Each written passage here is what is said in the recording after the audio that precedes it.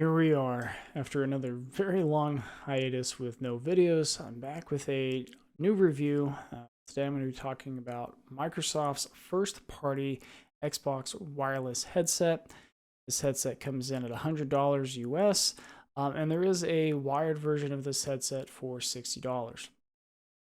Now, one of the things right off the bat that's not just against this headset, but kind of the $100 wireless segment in general is I feel like that is a hard place for a headset to be. And that's because for that price point, you could buy a wired headset that's just better than pretty much any of the wireless headsets in the price point.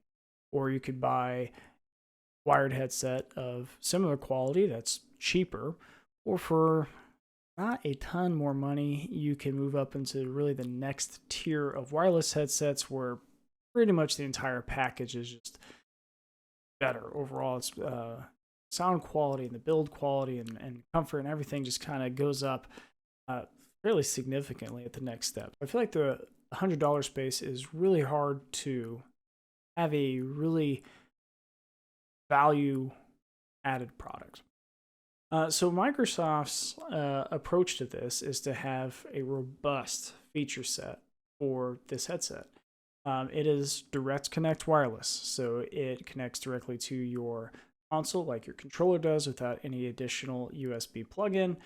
It has Bluetooth, so you can Discord or listen to music, phone call, whatever you want to do simultaneously with your gaming experience. It has an on console in the OS software suite where you can adjust the EQ and mic monitoring and that sort of thing. So there's a lot of features that frankly you don't always get at this price point, and I think that's one of the kind of the draws for this headset. Now, looking at the overall build quality and design, there's nothing really flashy here. It's pretty much all plastic, but the plastic feels good enough quality. The cushions for the headband and the ears are not super great, and just kind of run-of-the-mill leatherette. Don't have rotating ear cups or anything like that.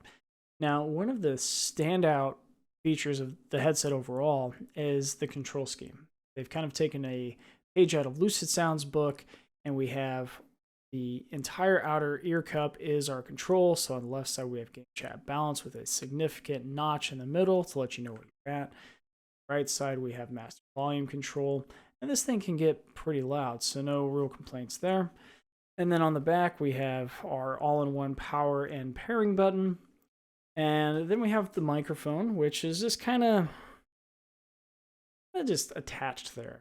I'm not a huge fan of how it looks, but it does the job. It just folds down, doesn't tuck in to hide away into the headset very well, but it works. One of the interesting things from the design perspective to me with this headset is the microphone mute LED. Now, almost every headset on the market that has a mute LED, the LED is red and it's on when the mic is muted. Microsoft decided to go with a white LED, and the LED is on when you're unmuted and off when it is muted. So not only is it a different color, but it's the opposite from the rest of the industry. So that's just kind of an odd choice to me. Whatever. Another nice touch on the right ear cup, we have USB-C charging. Good job, Microsoft. Yeah. Moving right along to the big question with any headset, right, is how does it sound? It's okay. The sound on this headset's kind of perplexing to me because on one hand, it's overly bassed and has a very narrow soundstage. On the other hand, it actually is capable of having a distinct separation of the low, mids, and highs, and I don't really dislike how it sounds, which I was not expecting a lot out of this headset in the audio performance department, but it doesn't sound bad. Now, it's not going to compare to more premium products, but at the price it's at, I was pleasantly surprised how it sounds. The soundstage is narrow.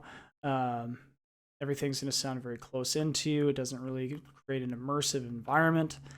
Directional audio, it has the normal suite of options that you would have with Windows Sonic and Dolby Atmos and so on. That's compatible with any Xbox or PC headset. And further expanding on the directional capabilities, I play a lot of FPS games.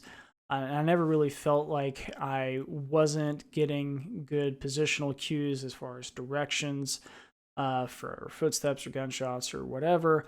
But due to the narrow soundstage, you may have some questions with distance. But I really don't have any major complaints. All right, let's talk about the microphone for a second here. Biggest complaints with the microphone is kind of the lack of positioning. You can't get it further out if you want it. It's okay. For a $100 headset, the microphone is adequate. I really don't have any complaints about it. It doesn't sound terrible. It doesn't sound great. It does an okay job about filtering out background noise. Particularly, it has an adjustable noise gate and a software, which we'll talk about here in just a second. So yeah, good job, I guess, Microsoft. The microphone does its job. Like I mentioned, this headset does have some software support through the OS on the Xbox itself, through the accessories app. It comes preloaded with several different EQ presets. You can also make a custom EQ preset. The annoying thing about that is the EQ preset does not save. So if you make your custom and then go to a different pre-made one and then go back to your custom, the pre-made will have overridden your custom. We also have an auto mute feature, which is basically a noise gate to try to filter out background noise. You can adjust the brightness of the microphone LED. You can also increase the volume of the mic monitoring or side tone. And then you can also adjust some of the Bluetooth settings for the behavior of phone calls. So to this point overall, this headset's done kind of okay, right? Audio performance is better than expected. The microphone is acceptable. Control scheme great. Robust feature set. The big kicker for me with this headset, it is uncomfortable to wear for any long period of time for me. Now, you look at this headband, and you might think to yourself that that is a fair amount of cushion. Well, you'd be wrong.